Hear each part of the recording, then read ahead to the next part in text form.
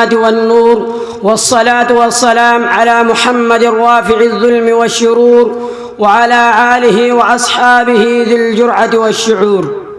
أما بعد، فقد قال الله تعالى: يا أيها الذين آمنوا إذا لقيتم فئة فاثبتوا.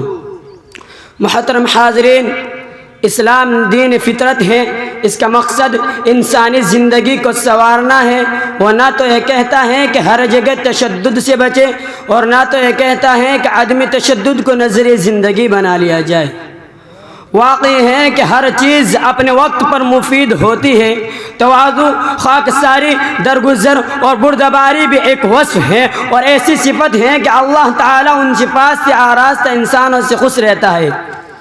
اس کے ساتھ ہی ثابت قدمی، جرأت، محبت اور بہادری بھی ایک ایسی صفت ہے جو انسان کو شہید بنا دیتی ہے یا غازی کامیابی کی ان بلندیوں پر پہنچا دیتی ہے جہاں بزدلی کا گزر تک نہیں.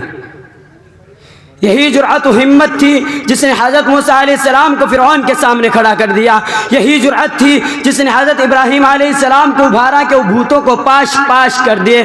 یہی جرأت تھی جس نے پیغمبر آخر الزماں جناب محمد رسول اللہ صلی اللہ علیہ وسلم کو مکہ کے سنگلاخ سرزمین پر کفار کے نرغہ میں اعلان حق کرایا. سوچے تو ذرا کہ اگر مسلمانوں میں جرأت و ہمت اور جوان مردی نہ ہوتی تو کیا بدر کے میدان میں 313 ہوتے ہوئے 1000 کفار کا مقابلہ کر سکتے؟ کیا اگر عزم، حوصلہ، شجاعت و بصالت کا جذبہ حضرت خالد رضی اللہ تعالی عنہ اور حضرت ابو عبیدہ اور دیگر صحابہ کرام میں نہ ہوتا تو کیا ایران اور روما کا تختہ الٹ سکتے تھے؟ نہیں، اور 100 بار نہیں.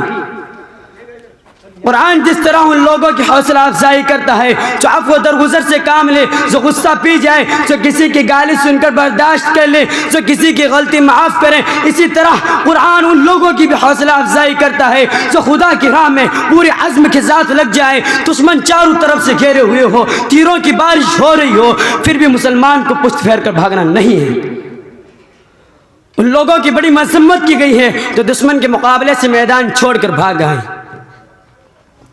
محترم دوستو، آج کے زمانے میں جبکہ ہم ایک ہنگامی دور سے گزر رہے ہیں، فسادات کے بغولے ملک کے گوشہ گوشہ اور دیش کے ہر خطے میں ناچ رہے ہیں، ایسے دور میں ہمارے اندر جرأت کا وہ عظیم خزانہ پیدا ہو جانا چاہیے جو ہمیں ہر موقع پر ثابت قدم رکھے اور دشمن کو معلوم ہو جائے کہ مسلمان گاجر مولی نہیں ہے کہ جب چاہے انہیں چاقو سے کاٹ کر پھینک دے، بلکہ یہ وہ سمندر کی لہریں ہیں جنہیں روکا نہیں جا سکتا. یہ وہ تناؤ درخت ہیں جنہیں باد و باران اور طوفان اپنی جگہ سے ہٹا نہیں سکتے.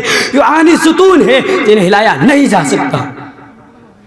ہم اپنے اندر اتنا عزم و ثبات، اتنا پختہ ارادہ کر لے تو یقین رکھیے ہمیں اپنے مقام سے کوئی طاقت ہٹا نہیں سکتی.